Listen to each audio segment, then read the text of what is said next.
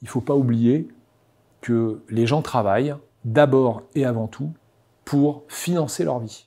Qu'est-ce que la grande démission? Comme beaucoup de phénomènes de société, n'est-ce pas? C'est un phénomène qui nous vient des États-Unis. On va dire juste en sortant de la crise Covid, on s'est rendu compte qu'il y avait beaucoup d'employés, de gens qui travaillaient dans des entreprises essentiellement et également des administrations qui n'étaient pas revenus et qui avaient démissionné, qui avaient quitté leur job.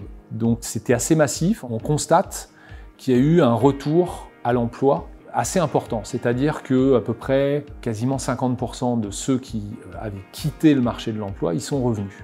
Qu'en est-il? On s'est rendu compte que oui, il y avait eu une remise en cause assez profonde du modèle de l'entreprise et du salariat.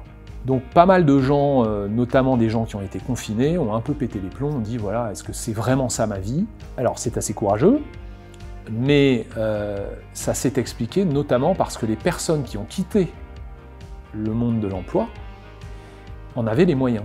Vous avez un système de solidarité nationale qui fait que pour un certain nombre de personnes qui négocient leur départ, vous n'êtes pas obligé de trouver du boulot tout de suite. Ça, il faut regarder ce que ça donne une fois que les allocations s'arrêtent. Mais globalement, quand on regarde le système, on se rend compte que l'augmentation des démissions qui est réelle, il y a un turnover qui est beaucoup plus fort en ce moment dans les entreprises qu'il ne l'était ces dernières années. La principale explication, c'est qu'il y a un niveau entre guillemets, de plein emploi sur tout un tas de métiers. Tout le monde chasse, tout le monde cherche des profils. Et donc les profils qui jusqu'à maintenant étaient dans une logique, les Français, où on était quand même dans une logique où on nous disait attention quand tu as un job, il faut s'en satisfaire parce que tout le monde n'en a pas, etc., etc. Donc la trouille de quitter son job s'estompe et l'espoir d'en avoir un meilleur, pour le coup, n'a plus ce boulet qui est la peur, et les gens osent beaucoup plus changer de job. Et comme c'est un peu la foire d'empoigne,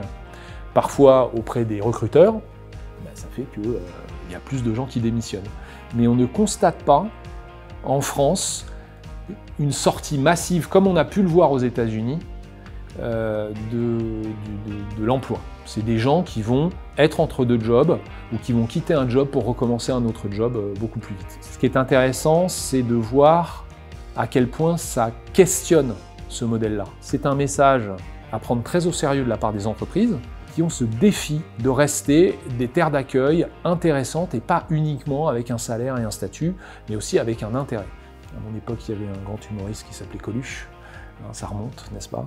Et qui disait finalement, arrêtez de vous casser la tête à essayer de fournir du travail aux gens, de l'argent suffirait. C'est-à-dire qu'il ne faut pas oublier que les gens travaillent d'abord et avant tout pour financer leur vie.